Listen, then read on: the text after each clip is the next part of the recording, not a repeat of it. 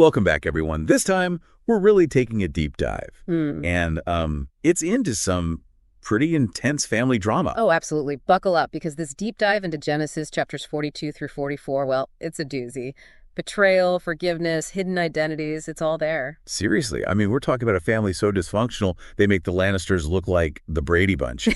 But before we get too far, for anyone who needs a quick refresher, what's the setup here? Right, so we're in the book of Genesis. Famine has struck the land, and Jacob, he's our patriarch here, sends his sons down to Egypt to buy grain.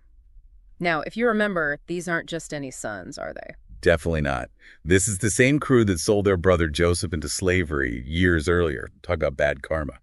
So they rock up to Egypt, totally unaware that their long-lost brother is now, like, second in command. The irony is almost too perfect, isn't it? Joseph, now this powerful vizier, he recognizes them instantly, but they have no idea who he is. Okay, so imagine being Joseph in that moment.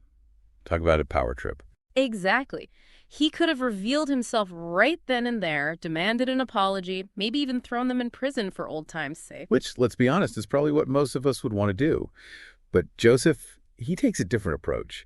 He hatches this, well, I guess you could call it a plan, to test them. And it's a plan steeped in symbolism and psychological intrigue.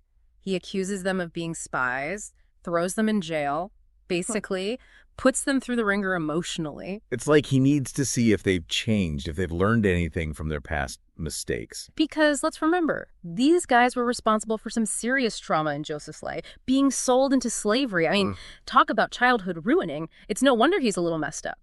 And you can actually see echoes of that trauma in the way he interacts with his brothers. For example, in chapter 42, he actually makes them relive a part of that trauma. Well, he demands that they bring back Benjamin, the youngest brother. And you have to remember, Joseph was the favorite son at one point, right? So by demanding Benjamin, he's forcing his brothers to confront that same jealousy, that same potential for betrayal that led them to sell him in the first place. It's like he's holding a mirror up to their souls. Oh, wow, that's deep. So are you saying this whole thing is less about revenge and more about, like, forcing them to confront their past? I think that's a big part of it. It's like Joseph is trying to heal old wounds, but he can't do it alone. He needs his brothers to acknowledge their actions, to show genuine remorse. And that brings us to one brother in particular, Judah. Now, he was one who originally suggested selling Joseph into slavery. But when Joseph demands Benjamin, Judah has this incredible transformation. He steps up, offers himself as a slave in Benjamin's place. He even says, "Let your servant remain as a slave to my lord in place of the boy, and let the boy go back with his brothers." It's a complete 180 from his earlier behavior. Talk about character development. Right. This is a guy who's willing to sacrifice his own freedom to protect his family, to atone for past mistakes. It makes you wonder if this is what Joseph was hoping for all along, to see this kind of genuine change in his brothers.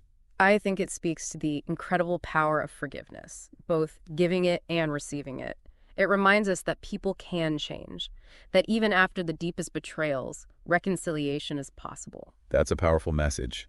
Even thousands of years later, it's something we can all relate to, whether it's with family, friends, or even ourselves.